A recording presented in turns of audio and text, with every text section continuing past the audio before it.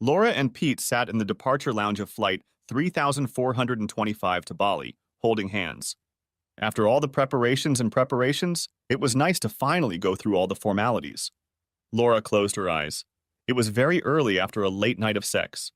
She needed this vacation. It was going to be a long year. Yes, 2 weeks of sun and sex.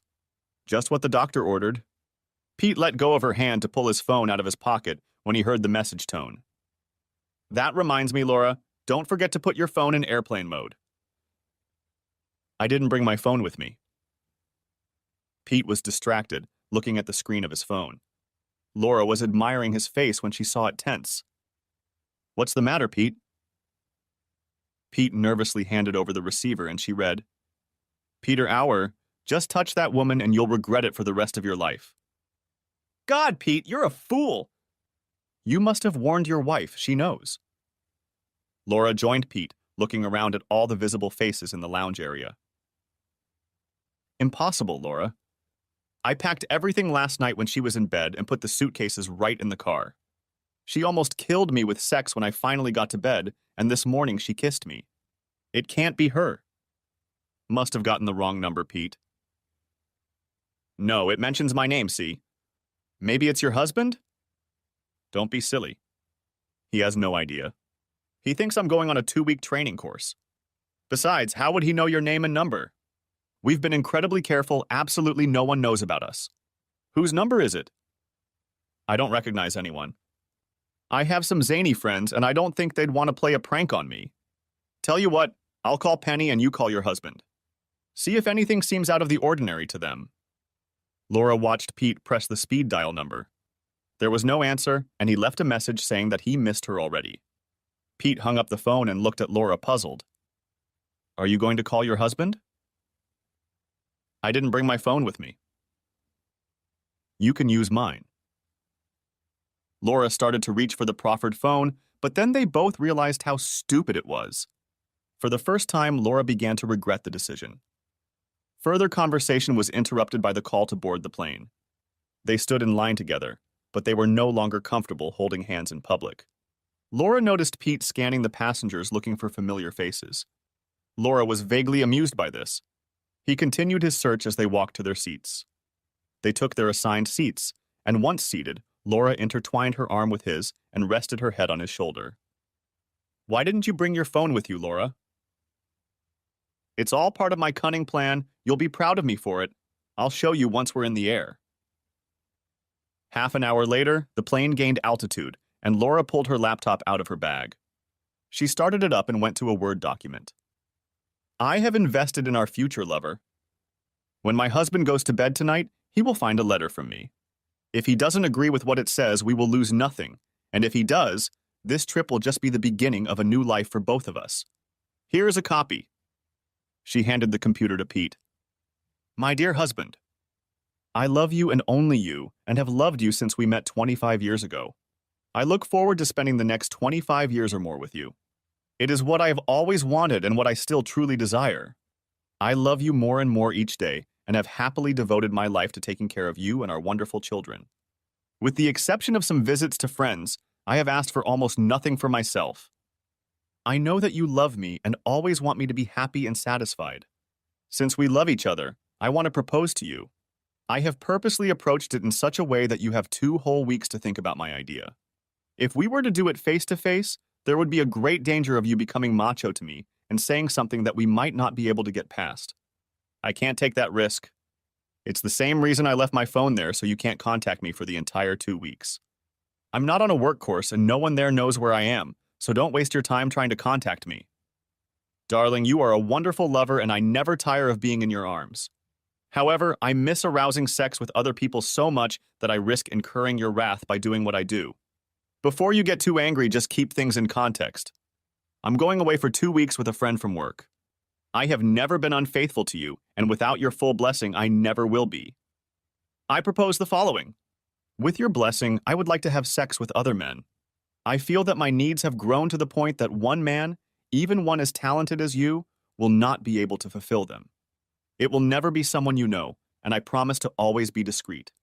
In fact, I will be so discreet that you won't even know when or where unless you want me to.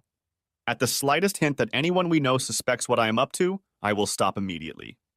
You will always have me whenever you want me, and nothing about that will change. You are my husband, and your needs will always come first. I want you to be assured that this will not change the way I feel about you or our lovemaking together. In short, it will not affect us in any way, shape, or form. Think about it for the next 2 weeks, please, darling. If you love me as much as you say you do, you will jump at this opportunity to prove it. I know how much you love me, and that knowledge will be with me every time I fall asleep at night while I'm away. So I trust that you will spoil me now. Please, my dear, think about it for the next 2 weeks. If your answer is no, I will honor your wish and would appreciate the opportunity to talk more. I will try not to take too much offense at the names you call me and your implied lack of trust. If your answer is yes, then all you have to do is say, "The answer is yes," and we won't have to talk about it again, though I'd be happy to if you'd like to. Your loving wife, Laura. Pete finished reading and simply said, "Wow. Yeah, that's good, isn't it?" I must confess that I stole many of the words from a story I saw on an erotic fiction site by a guy named Biggie33, who wrote, "We need to talk." Why did you call the letter an investment in our future? Don't you see? I asked my husband for permission to have sex outside of marriage. If he agrees, then when we go back, we can move on with our lives without guilt. Laura mentally added, "Well, I can go on. 2 weeks with you and I'll be sure I don't need you anymore. But your replacement? That's a whole other story. You're so sure he'll agree." Of course. I gave the impression he had a choice, but that's only so he can convince himself he's in control. If he dares to say no, we'll have to keep sneaking around like before. So, how do you like that?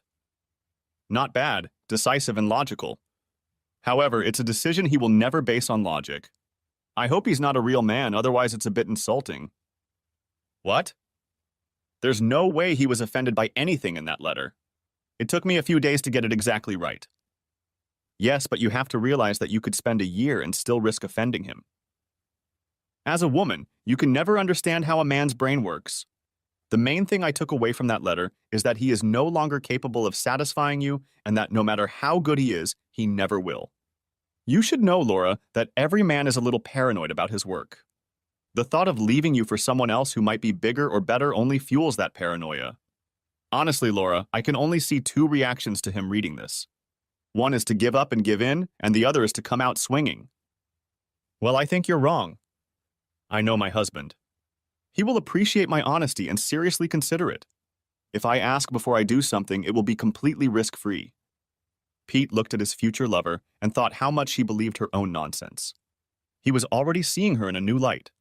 Sure, he was bending the truth to get that pass from his wife, but Laura's blatant lies and manipulation of her husband were alarming.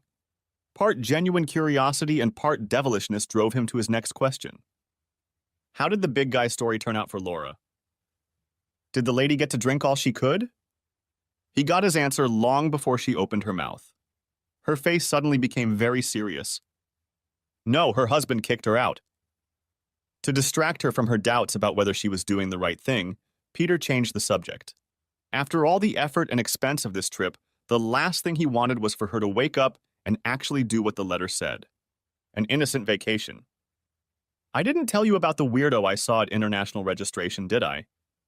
He was standing about 25 meters away from me while I was in line. When he saw me looking at him, he just stared at me and ran his index finger down my throat in a slashing motion. I looked around to see if he was doing it to someone behind me, but there was no one. It was creepy. Laura asked nonchalantly. Yes, what did he look like? The world is full of strange, troubled people. That's the thing, Laura. He looked like a regular guy. Over 6 feet, dark hair, goatee. Peter stopped when Laura suddenly sat up straight and started up her laptop again. Starting it up, she opened several files. She pulled up a picture of herself and a man standing in front of the house. In a voice trembling with worry, she asked, "Is that him?" It could be, Laura. It certainly looks a lot like him, but I can't be sure. Laura looked intently at Peter. Did he have an incentive to lie to her? Was he afraid that if she was sure her husband had figured out their game, she would become unavailable to him for the next fortnight?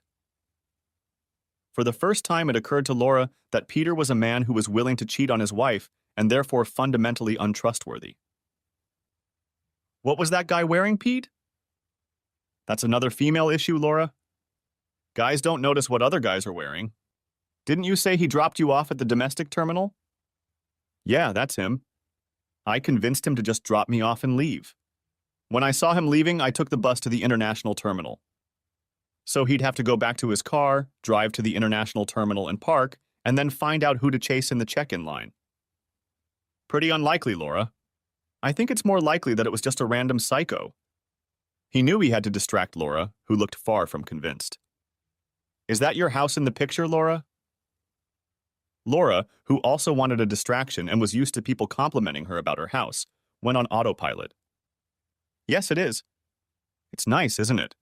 We bought a plot on the beach as an investment. It's very steep and narrow. You wouldn't believe the house is collapsible, would you? It took my husband 15 years, but he kept adding on and on to it and landscaping around it. You should see the inside of it. He is an artist, and each room has murals with a theme. Nautical theme in the bathrooms and living room.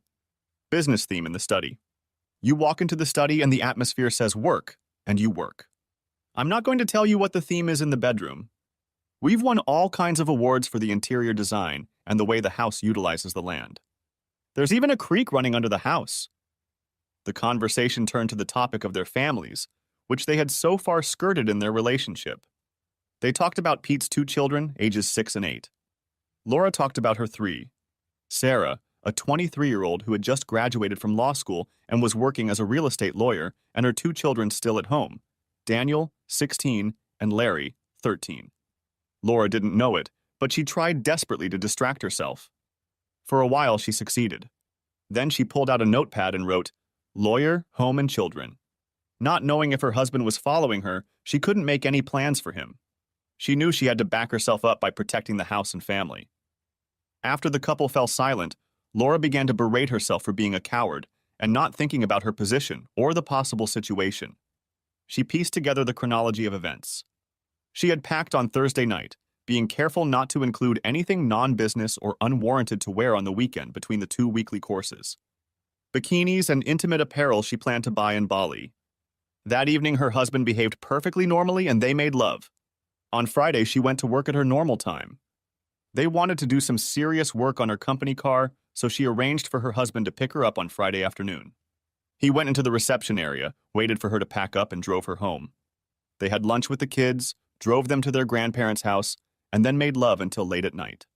She was especially horny in anticipation of the next night, and because of her husband's ignorance. Saturday morning, an early rise, a trip to the airport. Laura remembered how nervous she'd been when she'd suggested her husband just take her bags to the check-in line and leave them. Other times he stayed until the plane took off. She was relieved when he immediately agreed. She'd watched him all the way to the parking lot and then waited for his car to pull away. Now his impatience to leave took on a darker meaning. She compared his behavior last night and today to her careful planning. Hell, no one from her job knew anything except that she'd taken annual leave, and her husband didn't know anyone from her job at all. He had no way of knowing what she was planning. The text message that came to Pete's phone was a prank call from a friend. The guy staring at him in the check-in area was a random psycho. Relax, Laura. What would be the consequences if he found out? She'd lied to him about her destination, so what? The letter said she was traveling with a friend from work, but didn't specify if it was a man or a woman. She didn't realize she'd closed her eyes until they opened. She imagined her husband knowing her final destination at the airport, and realized how it would look to him. The deception would have to look like she had slipped away precisely to hide. That in itself was serious, but with some skill it could be defended. Combined with the contents of the letter, however, it was not in the slightest doubt. Laura used the rest of the flight to cover whatever she could. The first priority was to destroy the letter lying under a pillow 2,500 kilometers from her ass. The second priority was to convince herself that she was worrying too much about nothing. Laura, always ready to anticipate every contingency, wrote a long letter to Sarah, knowing she couldn't send it before Bali. In it, she begged her daughter to go to her house and do 2 things. The first was to take possession of her phone and switch it to Pete's number. She reasoned that she was embarrassed to tell anyone that she had forgotten it, and she had bought a prepaid phone for the trip. The second task was to retrieve the letter from under her father's pillow. She begged not to read it as it was deeply personal, written between husband and wife. Mother and daughter were very close, so she knew she could trust her to not only follow the instructions, but to be discreet about it. As an addendum, Laura asked Sarah to acknowledge receipt of the letter and to further notify her that she had done what she had been asked to do. As soon as Pete and Laura got off the plane at Denpasar Airport, Laura sent an email and then, figuring her husband wouldn't check the caller ID, called him from Pete's phone. None of her calls were answered then or during the hour it took to get through customs and get to their hotel. This had never happened before, and alarm bells were ringing in her head. Just before the cab pulled up to the hotel, Sarah called Pete's phone and confirmed that she had done as requested. Laura managed to dodge a few questions about what was going on. When Sarah asked if her father was okay, her answer horrified her mother. Her father had called to say that he had some things to think about and that he was taking the other children to his cabin in the country. Sarah was going to join them that evening. Laura asked her husband what he intended to do this weekend, and the answer, of course, did not include the cabin. Worse, the cabin was isolated from all 21st century modes of communication. Laura was so confused that she let her daughter make the call without further question. Chapter 2. Laura's husband has just cooked a barbecue dinner for his 3 children at the cottage. They are begging him to take them camping with him to get wallabies for their favorite campfire stew tomorrow. Sarah senses her father has been distracted since she arrived, but doesn't press him. They sit down for a family meeting. Sarah started the conversation. Is it because of Mom, Dad? Yeah, she's been acting weird for months now. Some kind of emotionally withdrawn. And yesterday and this morning I learned some funny things. The sense of horror that gripped the room was only compounded by the father's sigh that completed the statement. They knew him as a strong but jovial man who was rarely serious. They waited. Your mom told me she's going on a 2-week course overseas for work. All 3 children responded that that's exactly what she told them. Yesterday afternoon, she asked me to pick her up from work, so I did. Standing in the waiting room, I saw through the office glass that she was talking to a man in his office. Something about the way they were standing or looking at each other didn't seem right. She didn't come out for more than 5 minutes, and I wandered around the reception area. There's a wall hung with pictures of all the high-ranking people in the company. I recognized the guy she was talking to. His name is Peter Auer. I picked up his business card at the front desk. This morning I just couldn't sleep, so I went downstairs. I'm a little embarrassed to admit it, but I looked in your mother's purse. In it I found her passport, and upon looking through it, I discovered a visa stamp for Indonesia dated 3 weeks ago. I remembered seeing her reading a brochure about Bali last month. Their father paused and looked around the room, clearly contemplating what to say. Bali is in Indonesia and is not interstate, it is overseas. I didn't say anything to your mother. It's very serious to accuse someone of cheating without proof, especially someone you love unconditionally. Sarah intervened. We know, Dad. We were raised on your and Mom's values, remember? Never cheat, never lie, always treat everyone with respect until they lose that respect, and then just quietly walk away. Yes. That's why what happened this morning is so hard to understand, let alone talk about. The gloomy atmosphere in the room intensified. They gave my father as much time as he needed to gather his thoughts and decide what to say and how to say it. This morning, your mom asked me to just drop her off at the domestic terminal and leave. She said she was nervous about leaving you home alone for too long. Purely deliberately, I agreed and drove straight to the international terminal. I waited there near the check-in for flights to Bali and saw Mr. Peter Auer checking in. I hid and kept watching. 15 minutes later, your mother showed up and checked in as well. I was too stunned to confront her. Do you think? Yes, Sarah, I think your mother lied to us actually, and went to Bali to have an affair with someone she works with. The father turned away, but it was obvious to all 3 of his children that he was in great pain. They had never seen the great man cry, and they were willing to pay almost anything they had just to avoid seeing his obvious pain now. One by one, starting with Daniel, they enclosed their father in an embrace. Sarah took the lead again. What are you going to do, Daddy? I just don't know, kids. I know that if she ever sleeps with another man, we're finished. Fidelity is the cornerstone of marriage, and any breach is unforgivable. If she hasn't and isn't sleeping with him, I still don't know if I can survive her cheating. So all I have done so far is send them both a message that if they touch each other, there will be trouble.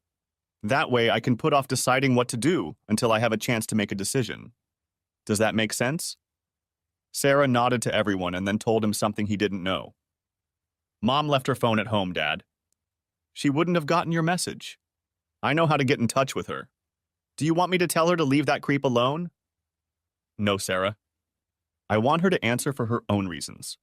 A decision made because of fear of the consequences is no decision at all. She has to have the right motivation. What number did she give you to contact her? Sarah pulled out her phone and opened the long letter from Laura. She read the first 6 digits to her father, and he read the last 4 to her from a business card he pulled from his pocket. By this simple act, all 4 people in the room were convinced of the absolute veracity of his story. There was silence. That's not all, Daddy.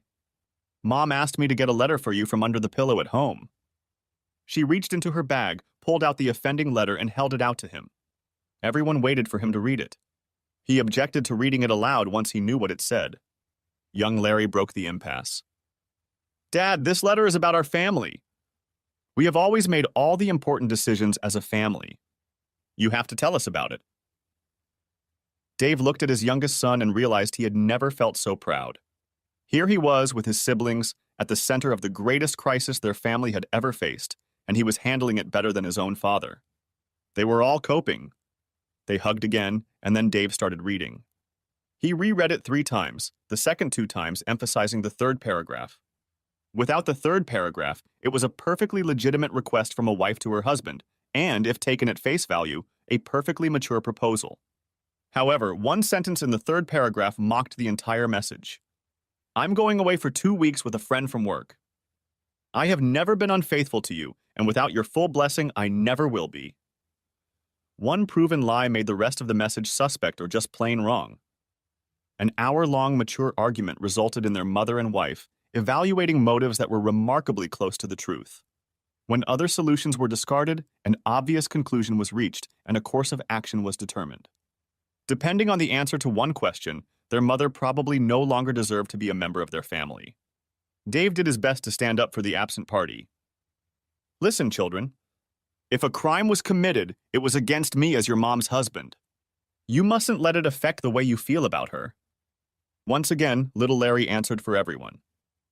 No, Dad. The moment she lied to all of us, she kicked herself out. Dave looked intently at his son.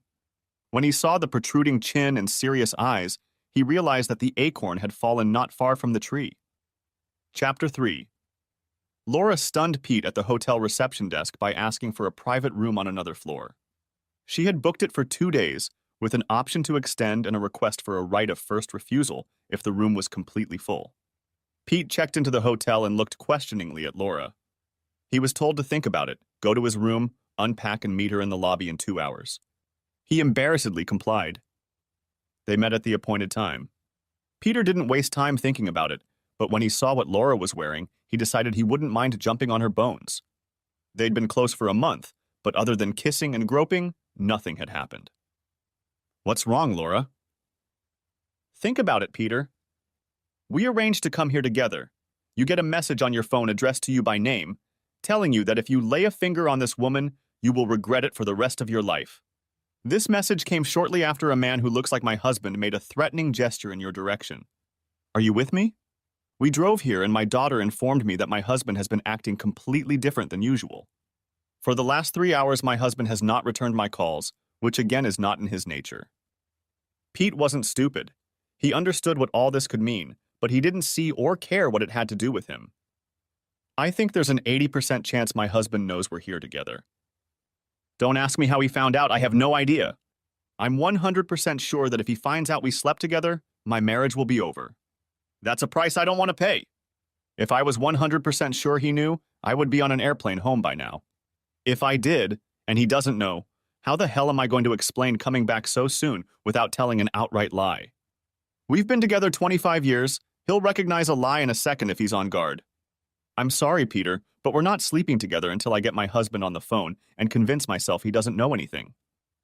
Peter looked visibly disappointed by this statement. Laura realized that he was going to argue about it, so she waved him away. Peter, if you were my husband and you suspected that I had gone on a date with another man, how would you act? Easy, I'd hire a private investigator and get proof. Laura watched logic break through the filters of lust in his head. She was still annoyed that the seriousness of her situation didn't penetrate his thick skull. Did you try calling your wife again after you arrived? It caught his attention. Peter immediately looked around the dark corners of the hall, trying to see the camera. Okay, now you get it. Tonight and tomorrow I will sleep alone in my room. When my husband gets back from scrubbing and is able to call me, we'll work it out. In the meantime, don't come to my room, don't come near me unless it's a public place, and don't touch me. If my husband calls, do not answer or put the phone to voicemail. Find me as fast as you can. These are the numbers he'll be calling from. Now give me a friendly kiss on the cheek and we'll go our separate ways. Peter did as instructed, and then they both retreated to their rooms, looking around for surveillance.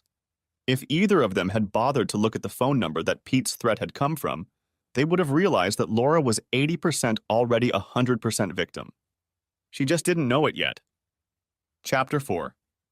4 days had passed, and the long-awaited trip had not gone according to plan. They had to eat in the hotel restaurant and avoid all physical contact. Laura dragged Peter, protesting, to numerous clothing stores for outfits, and they even went on a day trip together on Tuesday. If they were being followed, it was by professionals. Laura insisted that they spend all their days together in case Dave called. On Monday, Laura bought a discarded cell phone and had Pete practice switching to it in case he got a call. Her stress level only went up a little. The school vacation had arrived, and it was possible that Dave had taken Danielle and Larry to the cottage for more than one weekend. However, Sarah not answering emails was a serious concern. Peter held out until Tuesday evening. He retired early, booked an extra room, got out of his room, made sure no one was following him, and had sex all night with one of the imported Javanese prostitutes. On Wednesday, Laura was so concerned that she stayed in her room all day and did some research on the internet. Research about divorce. Then she emailed her in-home attorney and asked him to confirm her assumptions about the outcome of a hypothetical divorce. She used him to handle all of the family's personal legal matters. She handled all such matters for the family. He responded that while it was not his expertise, he believed her assumptions were correct. 3 times a day, Dave and Sarah made phone calls and went unanswered. The 80% level began to approach 90%. Cut off emotionally from everyone she knew, she felt as lonely as she had ever felt in her life. She sent Sarah an email begging her to contact her. Dave didn't use email. With no response by Friday, Laura decided to secure her future. She asked her lawyer, who had all the necessary authorizations, to lock up the family finances. She transferred ownership of the only remaining vacant piece of land to a trust, with Sarah and herself as trustees. Any of the signatories could access the trust. She transferred the bulk of the family finances into 2 separate trusts in the names of their minor children. Again, there were 2 trustees, but this time both signatures were required. The child in question and another. She wanted the second one to be herself, of course, but the attorney persuaded her to make him the child's legal guardian. It would be more secure that way, he assured her. Of course, the child's signature was useless until he turned 18. Assured that if the worst happened, she'd have control of the purse strings, and if it all turned out to be a storm in a teacup, she could undo the changes. Laura slept better than she had all week. On Saturday, within an hour of each other, 2 bombshells arrived. The first came with Pete, who came to her room against her instructions. Concerned that his wife was unresponsive, he contacted his brother and asked him to come to his house. The brother reported that he had done so. Pete's wife asked him where his brother wanted the divorce papers delivered. She called him at work and found out that he was not away on a business trip, but was on annual leave. Well, that explained how Dave knew about it. Peter immediately flew home to try and deal with the aftermath. Laura immediately contacted her lawyer and had him sign off on all the changes, escorted Pete to the airport, and moved into his vacated room. The second bomb was closer to home and much more destructive. She decided to check the 2 younger children's Facebook accounts. Nothing had appeared there since she'd left. No clues as to what they had been up to, and no responses to requests to contact her or otherwise acknowledge her existence. This time there was a new message on Larry's account. It was announcing to all comers that his mother and father were getting a divorce. "No!" screamed Laura in an empty room, away from her family. What the hell was David doing? Divorce was followed by conversations, arguments, and explanations. Yeah, even sometimes followed by humiliation. Kids? So she was the main breadwinner in the family and worked hard. It was inevitable when Dave dropped out after high school and kept her in college. Of course, that meant Dave was the primary influence in their kids' lives. But this shit had gone too far.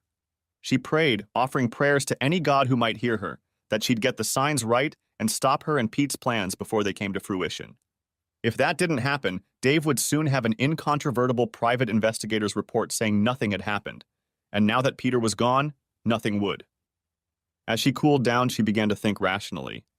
When no one was talking to her, she used her considerable intellect to try to see dispassionately what Dave was seeing. She made some educated guesses. Someone had found out about her trip to Bali. That someone couldn't be Dave. The only evidence of the plan was on their home computer, and Dave was computer illiterate. This someone, probably Peter's wife, had told Dave, perhaps as early as the morning of the flight. All he could know was that she had lied about the destination and was traveling with Peter. Unless... The letter! If Sarah had ignored her instruction not to read the letter? If Sarah had shared its contents with her father? Laura quickly pulled out the letter and read it with her eyes fully open. It took 3 attempts, each accompanied by a rapid heartbeat. Point 1. Simple statement of facts, no questions asked. Point 2. Preparation to start twisting the truth, but otherwise facts. Point 3. Part truth, part complete lie, and now he could know it. He was a wonderful lover, but she was tired of being in his arms. It was obvious to her, and if he'd seen the letter, it was obvious to him. His private investigator's report would show that having a friend here was inappropriate, and having a male friend her husband knew nothing about was inappropriate. In the cold light of rationality, she realized that if he had sent her this letter with an outright lie, everything else would immediately come under suspicion.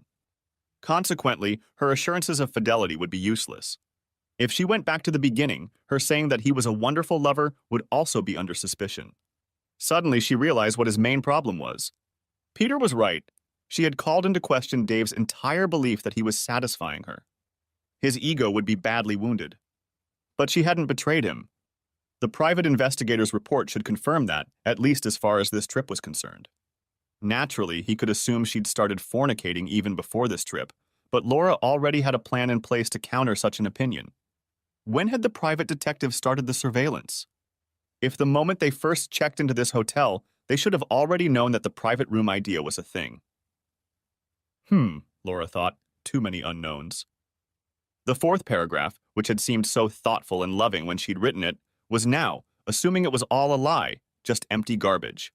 So was the whole letter, if you looked at it in hindsight. It had turned out to be a complete lie. Laura really hoped he hadn't seen it. Conclusion. If he hadn't seen the letter, she had some pretty fancy work to do. If he had, she suspected no amount of subterfuge would do any good. The irony of the situation almost brought a smile to her face. Her only savior at the moment was the private investigator's report, proving that nothing had happened in Bali. Laura hoped the private investigator was good, but took comfort in the fact that he was so good that she hadn't noticed him, even knowing of his presence. Laura mentally kicked herself. Why had she done that? It had taken a whole night of thinking under the influence of alcohol. Laura had come to the conclusion that she was the classic wife who had it all, who saw a future different from the past and resented it. A successful wife and high-flying businesswoman who had spent her entire career lying, hiding every possible option and, yes, cheating. A woman approaching menopause who had an itch that needed scratching. And then, relying on her cleverness and her husband's naivety, scratch it without consequence. The new irony didn't make her smile. Laura realized that she could soon be a successful businesswoman and a divorced woman who still hadn't scratched that damned itch. The next morning, with no chance of getting any answers to her questions here, Laura decided to go home as soon as possible. First, she decided to use her negotiation skills to delay the irreversible steps of her protagonist. She wrote a letter to David through Sarah. Laura made the letter vague because she didn't know if Sarah had shown the letter to her father or if she had even read it. Her plan was to try to get out of the divorce situation, but to count on the fact that she would be on the winning side if the worst happened. Since she was the kind of person who had foreseen everything, she found counselors in her town and made an appointment online with the one she chose. Then she dressed for the day tour she had booked 4 days ago. She would still have time to call the airline. Chapter 5. Sarah walks into her father's house and overhears the end of a conversation between her father and his neighbor. So, besides telling this guy Peter's wife about your suspicions, what else did you do, Dave? Nothing. Hi, Sarah. You know John Smith from next door, right? He's a lawyer, too. He's kindly agreed to give me some advice. Oh, come on, Dave. After all the landscaping advice and help you've given me over the years, not to mention all the tools you've lent me, this is the least I can do. Hi, Sarah. Hey, John. Are you here to help Daddy with his divorce? Well, who's talking about divorce? All we know for sure so far is that your mother lied to us and is spending 2 weeks in Bali with someone. I, for one, will wait to see what she has to say before I make a decision about the divorce. Please forgive my absent-minded father, John. He can be very naive at times. Yesterday, Mom's lawyer called me in to sign a trust agreement that effectively takes away Dad's control of some of the family assets. Then we check all the bank and investment accounts and find that most of it has disappeared somewhere. She's doing everything she can to get you off the hook, Dad. Admit it. And now this finally reveals her true colors. Sarah handed her father 2 pages of the printed letter. He read them and then handed them to John. Dear Sarah, would you please print out the attached document and give it to your father? Again, I'm relying on your discretion not to read it. It concerns personal matters between him and myself. Dear David, I suppose you have already realized that I lied to you about the purpose and destination of my trip this week. When I get back, we'll talk about it, and hopefully you'll listen to my apology for the huge mistake I made with the same patience you've always shown. Just know 2 things and please don't do anything until we talk. 1. I love you and only you, always have and always will. 2. Ever since we became exclusive all these years, I've been faithful to you. I've never once had sex with anyone but you. I admit that my actions of late have given you ample reason to doubt this, and I am willing to do whatever is necessary to convince you of this basic fact. I suggest you give me a lie detector test when I return, hopefully in the next day or so. I am quite willing to stop and take it on the way home from the airport if you can arrange it that way. You will provide questions and ask whatever you want. After this elephant is out of the room, I can apologize for any disrespect you feel I have shown you. Please don't do anything rash. We both know what a divorce will do. You'll lose the house you've put your heart into and half the money we plan to use for early retirement. Think about the children. Divorce always polarizes families, and if you ask around, the mother always gets custody. Having Sarah and Danielle on my side is a given. It would be tragic if divorce drove a wedge between them and Larry. I know you love the kids, and we both realize that not being able to see them whenever you want would kill you. So please don't do anything until you've given me a chance to explain.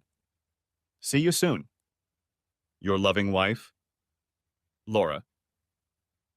John finished reading the letter. If it wasn't for what we know she was doing behind the scenes, it would have been really compelling, emotional material. What do you mean, John? Dave, you have to realize that in my work I see all sorts of tricks. This one is pretty common. Your wife decides she wants out of the marriage. She looks for a replacement, finds one, and decides to, take her for a test drive during a 2-week vacation. I think it's called an affair on the road. Normally, if she decided he was the one, she'd come back and quietly move all the assets out of your reach and then file for divorce. The really smart people poison the relationship between innocent parents and their children first, like Laura started doing with Sarah.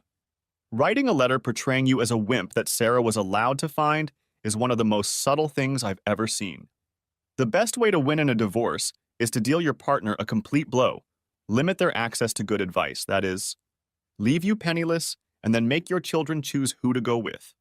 In this case, the choice will be between a mother's welfare in the family home and a broke father living in the slums.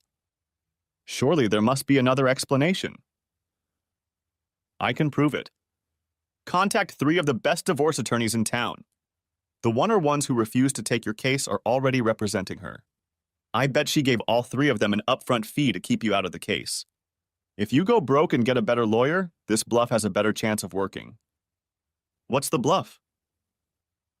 This whole letter is a bluff, Dave. Her lawyer must have already told her that getting custody of kids as old as yours isn't as easy as it used to be, especially since you have a good chance of being considered the primary caregiver. Dave, the purpose of this letter is simple. She wants you to stop doing anything while she finalizes preparations for the ambush. Her problem is that you found out about her plan before it was fully worked out.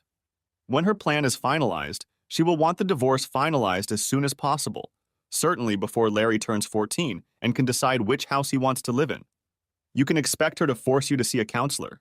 In this country, the courts will only grant a divorce if you have lived apart for 12 months or if a counselor says the marriage is irretrievable. Expect her to pick a counselor and intimidate you. Threats at the end are common for women to instigate divorce these days. Dave excused himself by asking John who the best divorce lawyer in the area was. Dave called, gave his name, and asked for an appointment. He was told they could not accept his case. Dave didn't realize that the best divorce attorney in town had a lot of cases, and he told his secretary not to accept any new ones yet. Dave went back to the break room.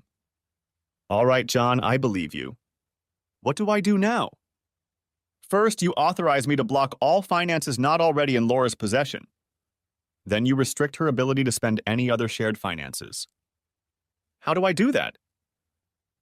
Well, start by canceling all credit cards in joint names. Okay, but I'm still a little uncomfortable. I mean, she's so convincing that she still loves me. But it doesn't really fit with the threats in the second half of the letter. Dad, are you sure Mom lied to you? Yes, Sarah. Do you lie to those you love, Daddy? No, I don't. What did you always tell us about the 3 pillars of a successful partnership, Dad? Love, trust, and respect, didn't you? How many of those do you have left? 1 now that you mention it. And just how much is Mother showing you now? No. Ta-da! Chapter 6. When Laura went to pay a fine for changing her flight date, her 2 credit cards were declined. She rushed to an ATM she had used before. It was refused. She went into emergency planning mode. Hotel and meals had been paid for in advance, so she wouldn't starve to death or be thrown out on the street. She had a few hundred in traveler's checks just in case, but it wouldn't be enough. Since there were no friends at home to borrow money from, the only ones left were her parents. Asking them to wire her money would lead to questions she didn't want to answer at the moment. She quickly sent an email to her lawyer asking what was going on with the bank accounts and then plunged into a boring, no-spending week before her scheduled departure. She wondered how her simple and foolproof plan to scratch an itch could so quickly lead to Dave facing ruin. She knew he would never forgive her infidelity and had knowingly taken the risk, knowing the chances of being caught were astronomical. What could have motivated him to take such drastic action? He suspected that she'd had a fling with another man and already knew that he'd left and nothing had happened. He had no way of knowing about her financial maneuvers. He didn't even know who their financial attorney was.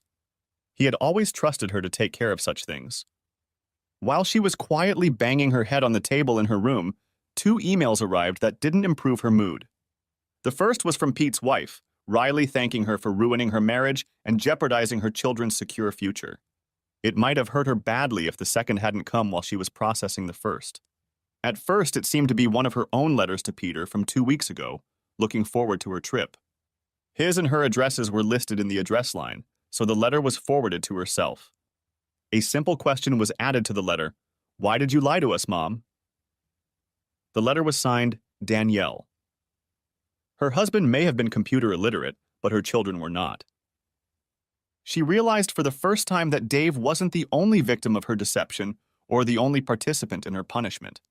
She also realized that the letter didn't answer that simple question. It also presented Sarah's unresponsiveness in a different light. Laura cried with loss and disappointment. She then sent a letter to Danielle that basically said she would explain the misunderstanding when she got home. Her daughter must have been expecting this because the reply came immediately. It's strange that you chose to spend our school vacation with another man rather than with Daddy and us. Laura cried again. It was an extremely busy and boring week. On a tight budget, there was nothing to do but lie on the beach. She packed a towel. After an hour, she left the beach and returned to the hotel. She realized that coming home with a great tan was tantamount to proving everyone a liar. Frustrated, she sent a long letter home through Sarah. Without going into detail, it spoke of errors in judgment on her part, of being taken for granted as a wife, mother, and primary breadwinner. It even talked about her sense of self-worth in a "that's my excuse" style. It mentioned twice that she had never slept with anyone but Dave during the marriage. The letter again urged her not to do anything rash until she had a chance to talk. There was nothing like an apology in the letter. It was not the style of a strong businesswoman who knew she was in an advantageous position. She hit the send button and sat down to wait. Chapter 7. Okay, kids, it's time to have a serious discussion about what we're going to do when your mom gets home. I'm a little surprised that she's decided to stay there, and unless we hear anything different, we'll have to assume she'll be back on Friday as planned. How are we going to play this? Remember, all we know is that she planned to leave with a guy from her job. We don't know anything about whether this is the first time she's lied to us. You first, Sarah. Well, all I had to do was read her latest letter, Dad. It shows that she's just an entitled bitch who treats us like a minor inconvenience to be sidestepped. The fact that she cheated us the first time is, in my opinion, irrelevant. She had a choice. Take her annual vacation and spend it with her family, or use it to disappear with someone else. She already spends little time with Danielle and Larry given her long work hours and business trips. I think her behavior before and after she was found out is just disrespectful to all of us and dishonest. If she doesn't change her attitude about what is going on, I will be done with her. Good, Sarah. Harsh but fair. What about you, Danielle? I think she just doesn't understand, Daddy. I agree, honey. When we hear from Larry, I'll explain what I'm thinking of doing. Larry? I don't care, Dad. As long as I stay with you. I'll do everything in my power to make it happen, son. Tell us about your idea, Dad. Well, I think for some reason your mother went off the rails for a while, I don't know. The promotion last year seems to have caused a change. Kids, I hope you'll back me up. I think if she admits what she did and is truly remorseful, we should give her another chance. What do you say? Sarah looked at her younger siblings and felt agreement. Little kids just need stability until they reach reactionary age, when they discard everything their parents believe in and try to change the world. That's right, Dad. We'll try, but you've seen her last letter. I've reread it 16 times and I see no remorse. Strangely enough, I believed her when she wrote that she had never been unfaithful to you. I agree, Sarah. That's why I've planned a little shock for her. Once she experiences it, she will realize that we believe she has already committed a crime against the family. I don't think she realizes how offended we are, which is why she is concentrating on the physical impact. After we get her to understand our feelings, the million-dollar question is what she will do about it. If she breaks down and apologizes to all of us, we'll talk about it. If she doesn't, then we'll see. That's my idea. Chapter 8. The return letter took Laura by surprise. It came from Sarah, but it was addressed to Dave and all 3 children. It described the timetable for her return. After reading it, a sense of foreboding gripped her, as if she had failed in her task. She was expected to return late Friday night. The letter said she had an appointment with a polygraph examiner and indicated that all 4 rebels were taking the questions. After the test, she was put up in a motel for 2 nights so she could mull over her answer. Anytime after noon on Saturday, she could request a meeting to discuss the family's future. Laura resented being ordered around, but for now she decided to play along with their little game. One thing was certain. As soon as she ate her humble pie, she would be in for a serious beating. People needed to know who was boss. Relieved, she relaxed a little. She was glad that her offer of a lie detector had been accepted.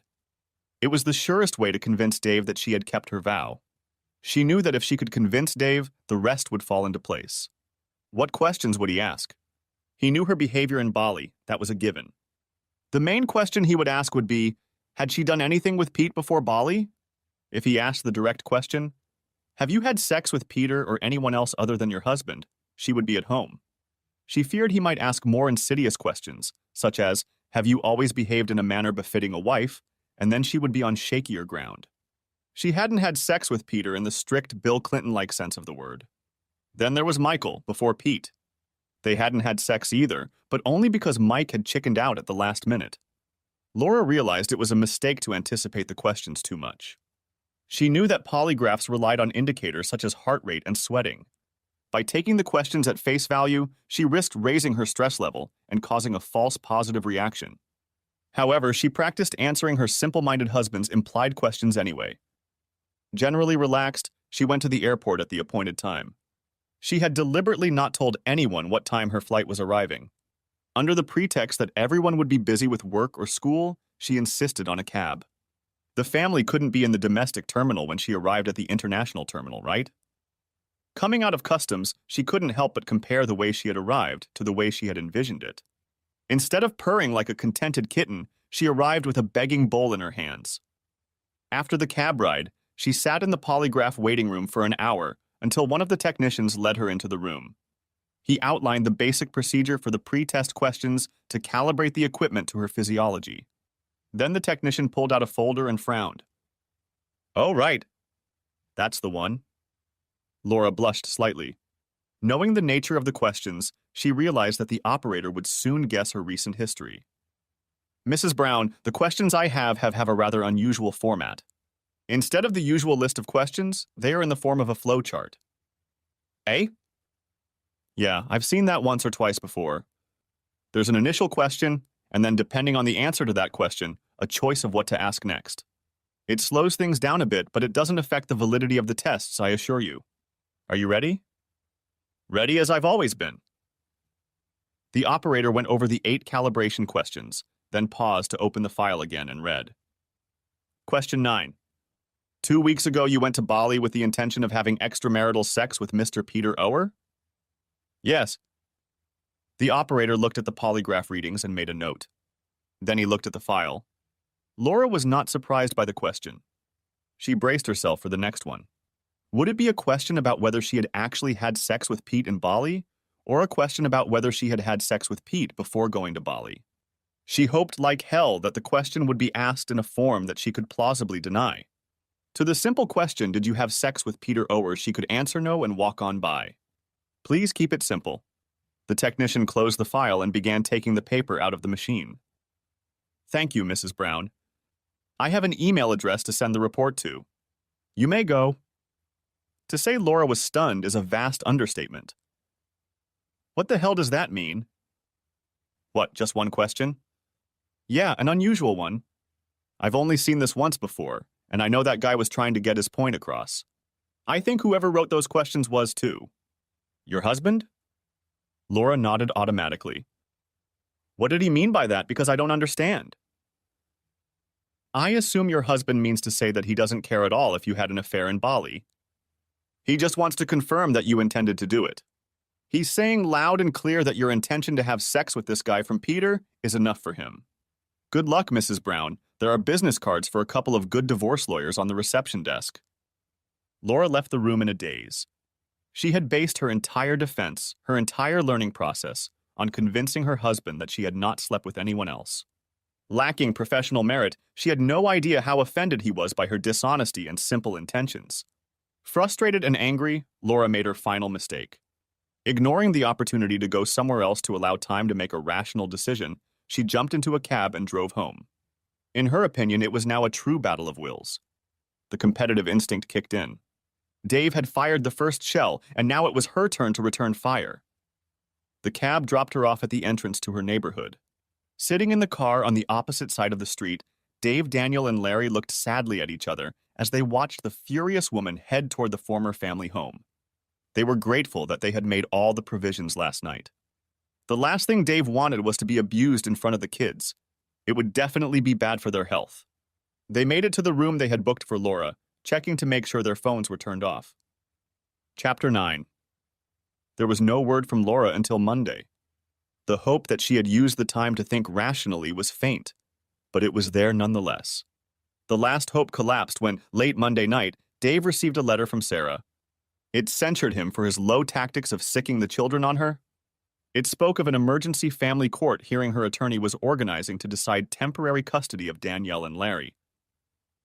Playing on John's predictions, it also informed her that she had set up an appointment for them to meet with a psychologist the next day. It called for a family meeting on Wednesday night. Laura pondered over the weekend and, as usual, came up with a plan that she felt covered all the bases. The first thing was to try to save the marriage that Dave seemed to have written off. That meant seeing a counselor. A female one, of course, to maximize the chances of her explaining her train of thought to her husband. Second, family sessions to explain her actions to the children. Third, of course, court to make sure she will be on the winning side if the worst happens. Laura was already in the counselor's room when Dave arrived just in time for Tuesday. He immediately liked the woman in her 40s, dressed like a 60s woman. Chairs were arranged facing the counselor, but more than an arm's length apart. After introductions, during which Laura was Laura and Dave was Mr. Brown, the aging hippie invited Laura to go first. Laura explained the history of their marriage and then laid out the facts as she saw them. She was a faithful wife and mother until for some reason she went off the rails, lied to her family, and had a date with another man. There was no sex, as her husband's observation of her showed, but the intent was there. While leaving, she was stunned to learn that her credit cards had been canceled. She regretted what she had done, and her most sincere wish was to simply put the episode behind her and move on with her marriage to David. The counselor looked at Dave. Firstly, I would like to say that I am speaking on behalf of myself and our children. My children's main complaint is that their mother lied to them, used 2 weeks of her annual vacation, which is 6 months, to go off on her own, and left her phone number so that she could not be contacted in case of an emergency. In all honesty, I did not commission any surveillance of Laura in Bali. This stunned Laura. Since it was the first thing she would do, she couldn't believe it was true. In fact, I didn't even want to believe she was playing on the side until our youngest daughter hacked into Laura's email account and discovered traces of the arrangements she and her lover had left behind. Also, for the record, I was advised to cancel my credit cards after my oldest daughter discovered that my wife was engaged in blocking all the family finances in such a way that I was left helpless. Once again, Laura was stunned. She hadn't realized that her precautions had been exposed, nor had she thought about how such actions would be interpreted. The fact that both her daughters were actively working against her didn't improve her mood either. As for what my wife wants out of this process, pardon me for not trusting a damn word she says anymore. The fury of his words finally conveyed to Laura how offended her husband was by her action. Before she could react, the counselor turned to Dave. So, what do you hope to accomplish with these classes? I hope to understand why my wife thought it was acceptable to lie to her family and arrange to have sex with another man. At this point, David and Laura's marriage could still be repaired. Everything changed in an instant. The change was not the fault of the husband or wife, but of the counselor when she muttered almost under her breath. "Oh, we have a dinosaur." Dave, who thought that Laura had set the whole thing up to hasten the divorce and had purposely chosen a counselor to minimize the chances of reconciliation, snapped. He had heard of such counselors and thought it was just wrong. He stormed out of the room. Laura, who had a slim chance of avoiding disaster if she had run after Dave and apologized to him, took out her frustration on the counselor. By the time she finished the beating, Dave was long gone. The counselor apologized and persuaded Laura to have an individual session with her the following week. She then apologized to David for her inappropriate behavior and had an individual session with him as well. This was the third mandatory session, at the end of which a decision was to be made as to whether to continue or abandon the work. Chapter 10. The family meeting the next day didn't go any better for Laura. She just didn't get it. Once you lie to someone, trust becomes a footnote in the history books, just above the tusk of a woolly mammoth. She invited them all over for dinner before the meeting, but Sarah reminded her that she couldn't cook worth a damn and told her they would all be in at 7:30 p.m. Laura tried to hug them all as they walked in, but they all treated her very coldly. Laura made the mistake of sitting down last. By the time she was ready, she found herself alone in front of 4 stairs from the couch. She tried to get her best friend Sarah to move to her side, but to no avail. Once again disappointed, she began her prepared speech. There was little apologizing and a lot of, "I didn't really do anything," and excuses. She felt unappreciated both as a woman and as the main breadwinner in the family. Her husband's attention became a matter of course, and she began to miss the attention that single women took for granted. She began to feel unageably attractive. When a younger man began to pay attention to her, she succumbed to his charms. During the conversation, Laura tried to focus on Daniel and Larry. She found it difficult to meet Dave's gaze, and Sarah was making notes in her notebook behind her raised knees rather irritably. Finally, the silence of those she had come to refer to as the opposition bench silenced her as well. Sarah spoke up. "Damn, Mom, you've disappointed me again." "What?" "Why?" "On the cliché test, I can only give you 85%. If you had mentioned that no one would be hurt if they didn't find out, I could have given you 100%. No one knew if Laura blushed from anger or because she realized she had meant to say it too, but it slipped her mind. Whatever the reason, she realized she wouldn't get any sympathy from her children as long as Dave controlled their hearts and minds. "David, to the kitchen now, please." Laura pounced on him as soon as they were alone behind the closed door. She hissed at him through clenched teeth. "Does it really have to be this way, David? I break you until you come crawling back begging me for forgiveness." Dave looked at her sadly because he realized that she remained a slave to her own nature. "No, it doesn't have to be that way at all. If you just did what you should know is a decent thing to do, the outcome doesn't have to be inevitable. If you drop the stupid bitch you've chosen to be your impartial counselor, and we go to... I'll see you in court, David." Chapter 11. On Thursday, Dave moved into a rented 3-bedroom house. Obviously, none of this is going to end anytime soon. He was also notified that the preliminary custody hearing for Danielle and Larry was scheduled for the following Tuesday. After learning the name of the family court judge assigned to him, he called John. John told him that he had gotten lucky and had picked the same judge who had never given custody to his father. Dave declined John's offer to represent him, but asked for a weekend appointment to learn about the procedures and what he could and couldn't say. He was going to try to use the system properly once and then go back to his own tactics.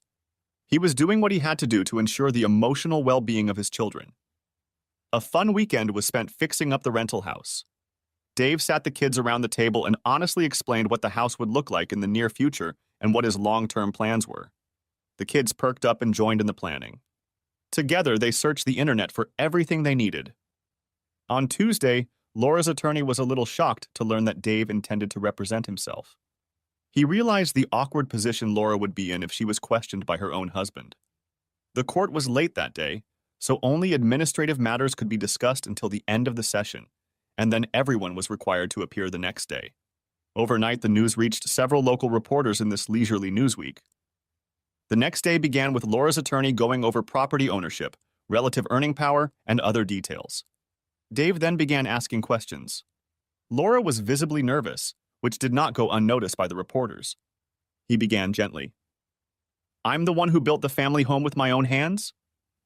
"Yes, you did, but I was busy working and earning most of the money." "Did you return to work within 2 months of the birth of all your children?" "Yes." "Who used to make our children's breakfasts, school lunches, and dinners?" "You. I worked long hours." "Would you say I was the primary caregiver?" "Probably." "You recently lied to me and your children and went to Bali for 2 weeks for the express purpose of having sex with another man?" "Objection, Your Honor. Someone needs to tell Mr. Brown that adultery is no longer a factor in child custody disputes in this country." "I'm sorry, Your Honor. I don't care about adultery. I just want to emphasize the character of my wife, who considers herself a fit mother." "Objection overruled." "Well, I went to Bali because I needed a vacation, and it just so happened that I went with a male friend from work, yes." "When you left for Bali after lying to your family, did you leave the following letter for your husband to find?" Then Dave read the letter in full. Out of the corner of his eye, he saw both reporters strobing furiously. Laura didn't have to answer the question. Her furious stare did it for her. It was embarrassing. "Is it true that when you returned from your dastardly journey, you never once attempted to apologize to your husband and family for your deception and obviously immoral intentions?" Again, the stern answer was silence.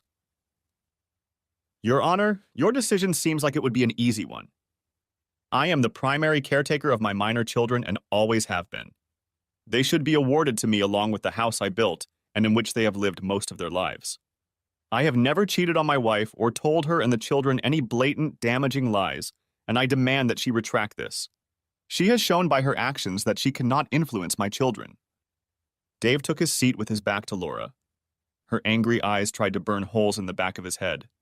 The judge was fully awake and made her ruling immediately. The gist of it boiled down to the fact that countless studies had shown that in the event of a divorce, the children were always better off living with their mother. According to her decision, temporary custody and living in the family home would go to Laura. Laura smiled smugly. Dave remained neutral. This was exactly what he had expected after his conversation with John. He stood up. "Your Honor, let me address the court. I would like to call attention to your own decisions in Harper v. Harper, Smith v. Smith, Fulton v. Fulton, and others too numerous to mention, where you awarded custody to the primary caregiver."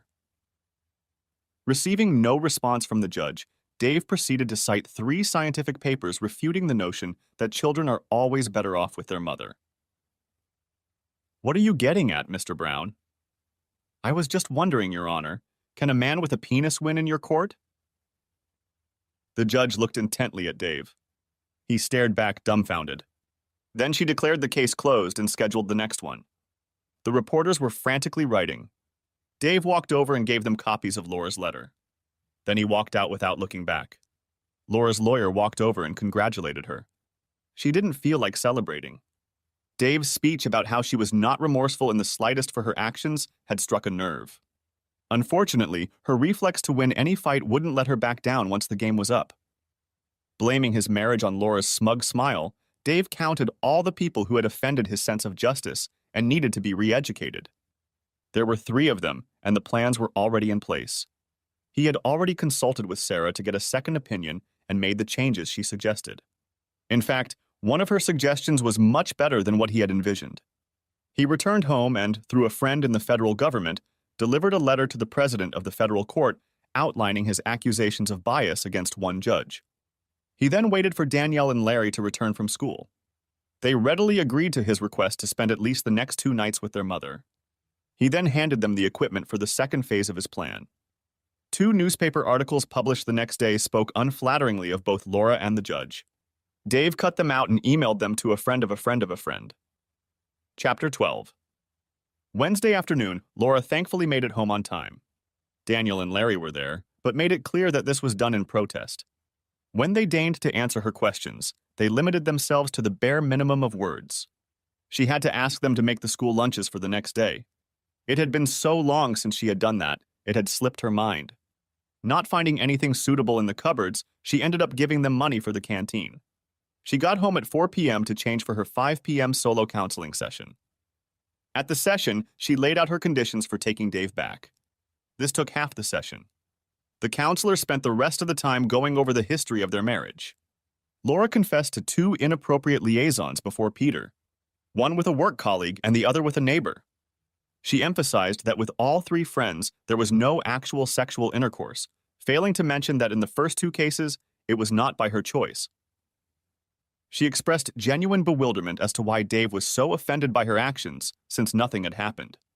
The counselor promised to check with her husband about the terms, but warned that reconciliation was unlikely, given that Dave's objections seemed to be based on dishonesty and intentions rather than actions.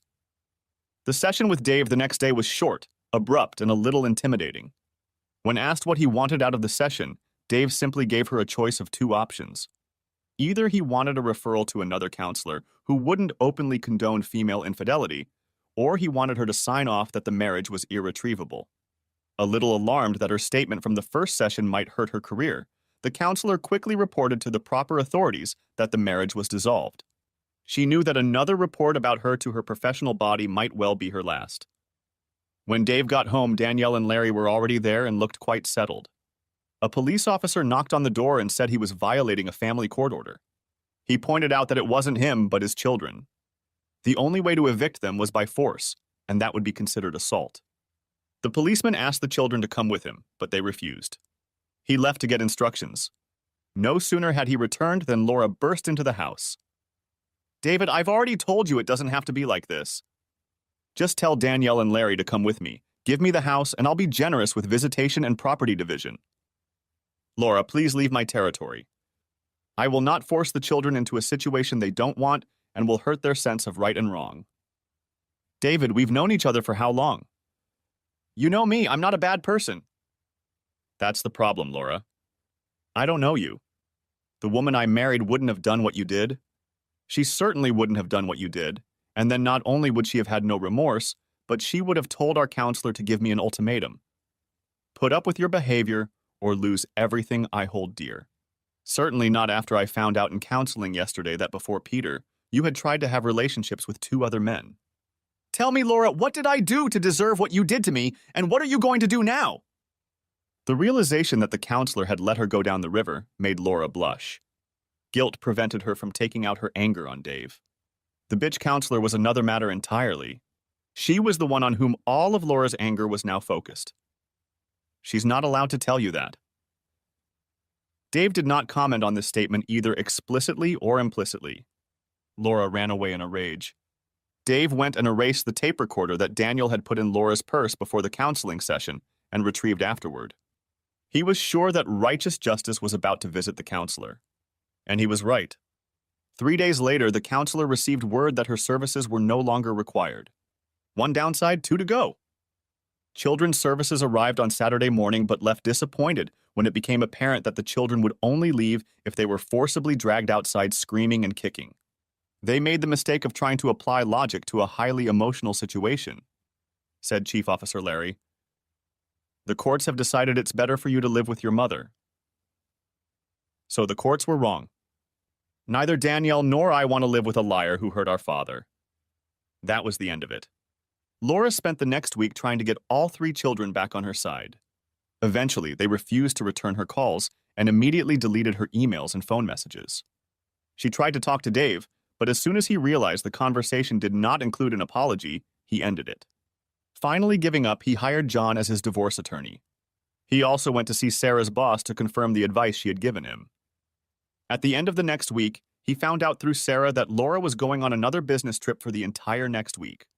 He took a week's vacation and did a phenomenal job helping the children after school and during work hours.